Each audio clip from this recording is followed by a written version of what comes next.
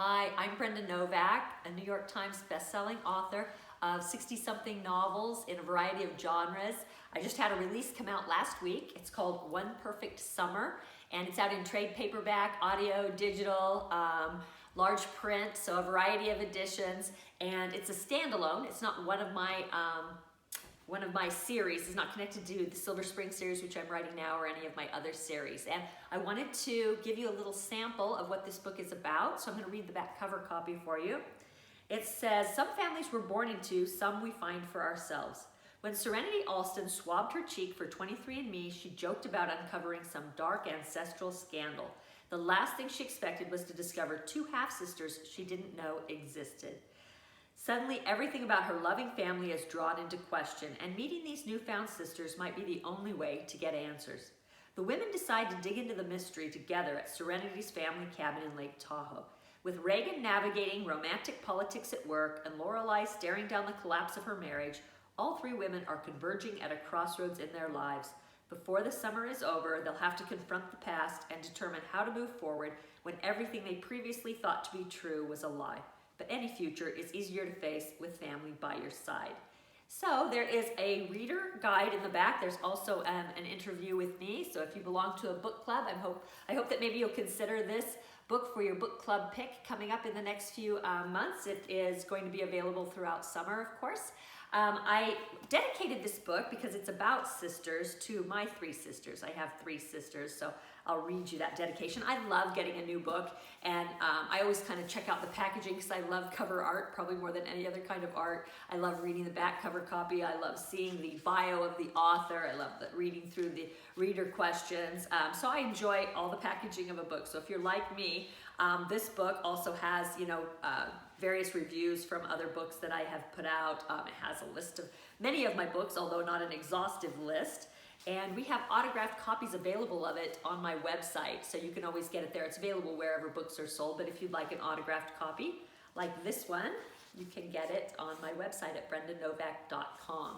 Anyway, I was going to show you that dedication.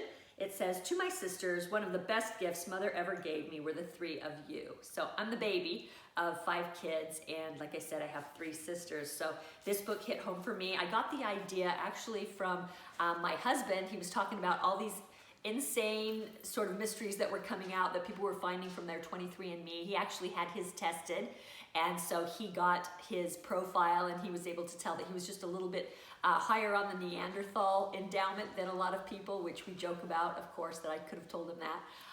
But so anyway, I was watching him go through this process. I have a close family member who also found a secret sister. One of my best friends found a secret sister, so this was all kind of happening at once. And I just started thinking about what that would be like to suddenly have more family than you ever knew you had, and especially if it tied back to something that you didn't understand, you weren't aware of happening, and so it rewrites your whole history. So anyway, let's start with this book. I'm going to read the first chapter right now of One Perfect Summer. This one we start out with, it's about the three people who have found out that they have these other 2 half-sisters that they never knew existed. And this one's name is Serenity. So we are going to start in Serenity's point of view, and we will start with chapter 1. Gripping the steering wheel tightly, Serenity Alston navigated the winding freeway heading east toward Donner Summit. Dark, ominous clouds hung low on the horizon. Although she was driving a BMW X5, which had 4-wheel drive, if it started to snow, the highway patrol could close the road before she could get over the pass. This was California, where even a little bad weather was cause for panic. The Lumineers' Ho Hey, a song that had been popular when she'd first married Sean 8 years ago, came over the sound system, bringing to mind the way he'd been back then. Handsome, charming, and so earnest and true. Or so it had seemed. She told Siri to delete it, but the next song, Jason Mraz's I Won't Give Up, brought painful memories of how committed she'd been to him and what it had cost her. Unwilling to go through her entire playlist right now, for fear she'd be tempted to delete most of her collection and lose too much of her focus, she turned off the music. Snow didn't come to the Sierra Nevada mountains generally after April, but here it was nearing the end of May, and those dark clouds loomed ahead. She needed to beat the storm just in case. The 2 women she was meeting at the cabin were relative strangers, only she had a key. If she got caught on the road, how would they get in? Although she eased off the gas pedal, maybe it would be better if she didn't make it through.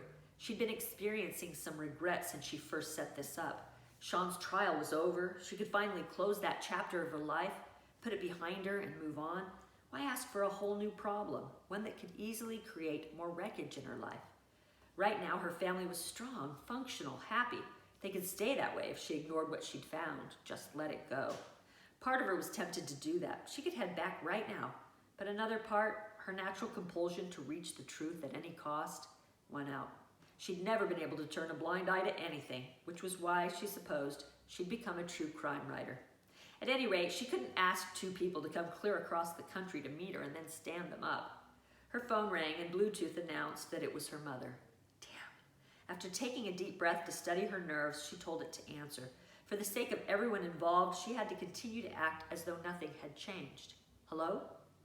Hi, honey, her mother chirped, as breezy as ever. Serenity winced at the sound of her voice. Hiding anything from Charlotte was difficult, but if she hadn't answered, her mother would have just called back. And if she didn't behave normally, Charlotte might begin to suspect something was wrong, which would only make the next days and weeks, maybe months, while she was trying to figure this thing out, that much harder to navigate. Hi, Mom. What are you up to? She asked. Serenity adjusted the heat, increasing the warmth inside the car. I'm heading to the cabin. She spoke casually, as though this trip was just like every other, even though it wasn't remotely the same. Again? Sure, why not? Serenity couldn't see why her mother would mind, not if she didn't know what Serenity had planned. Ever since her parents had moved away from Berkeley, where she lived, to San Diego, the place sat empty. With the rest of the family nowhere near Tahoe, it wasn't as if anyone else could drive to the cabin for just a few days. Serenity had a brother and two sisters, but her brother, the youngest at 24, was getting his master's at UCLA, and her twin sisters, who were 28, both lived in San Antonio.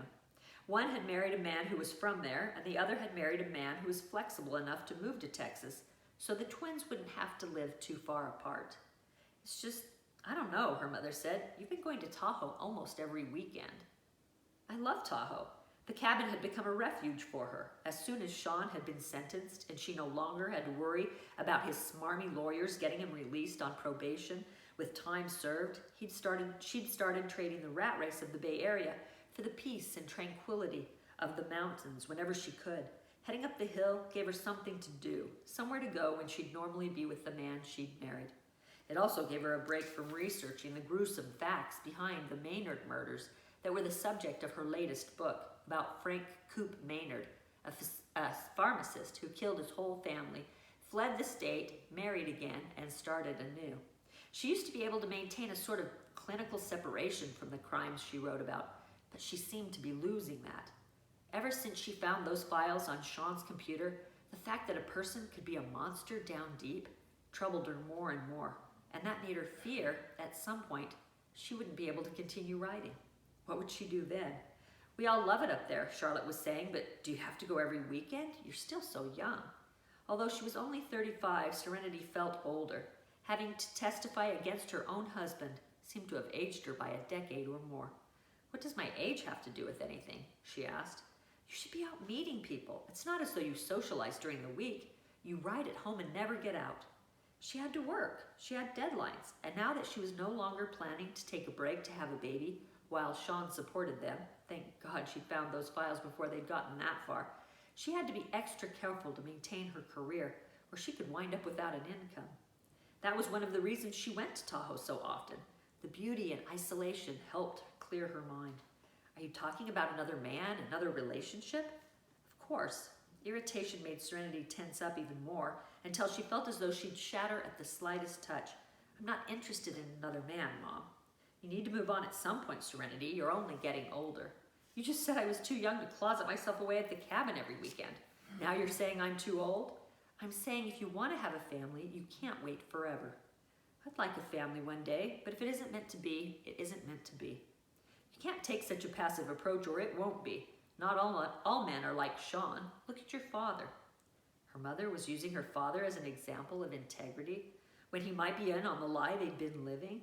Serenity was no longer sure she was even related to him or to the rest of the family.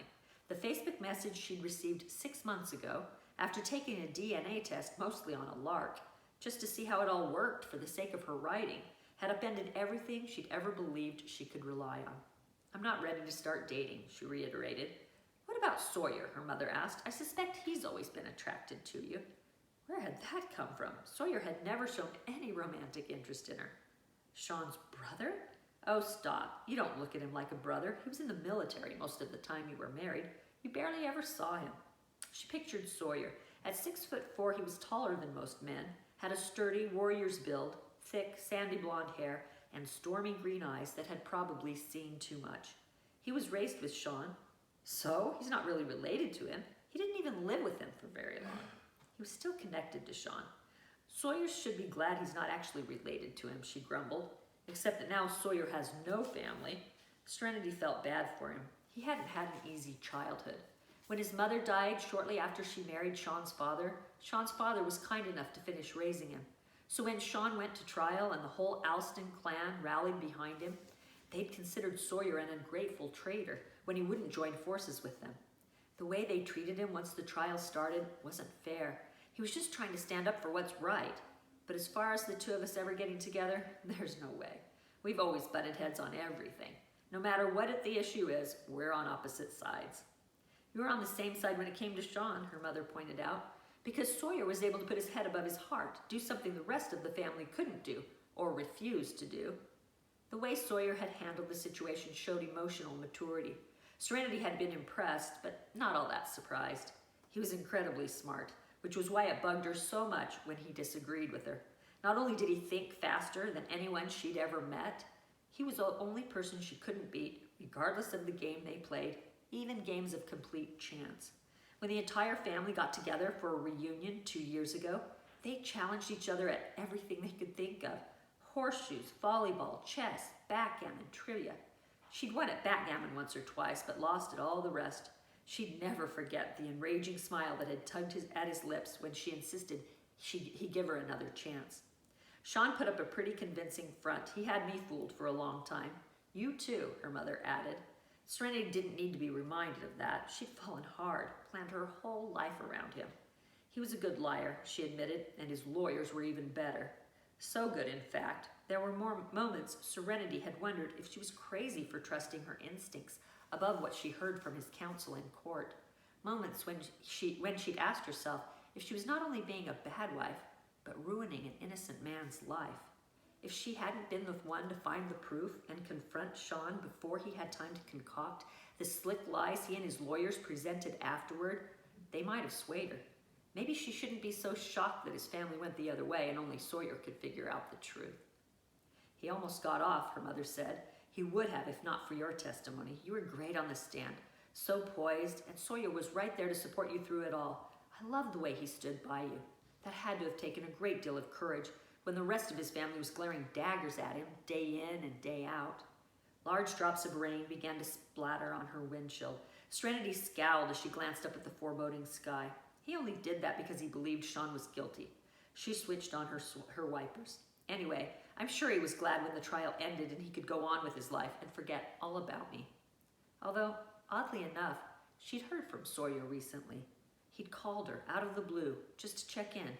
Not that she was going to tell her mother. Her conversation with him had been awkward and he didn't say much before hurrying off the phone. "You should reach out to him, see how he's doing," Charlotte said. Serenity wished she'd been friendlier during their brief conversation, but she hadn't expected to ever hear from him again, and she was still so disillusioned after what had happened with Sean. She was off men in general, and anyone who was associated with Sean in particular. She didn't need the memories Sean evoked. She preferred to forget the past 18 months, start over. "If I get the chance," she said, and before her mother could press the issue any further, she asked how her brother was doing in school. He'd been struggling with his grades lately, which was unusual for him. Her mother said she thought he was improving, at which point Serenity said the weather was getting bad and she needed to go. Within 10 minutes of hanging up, the rain turned to heavy snow, making the road slick and the traffic slow until she was sitting in place, staring at a sea of red taillights. Come on, she muttered impatiently. She'd been hoping to arrive at the cabin before Lorelei and Reagan, to get settled in, walk around, and acclimate, to become anchored in the familiar before having to meet the two strangers who were her half-sisters. But at this rate, they'd beat her there. That's the first chapter. If you stick around, I'm going to read chapter 2 soon.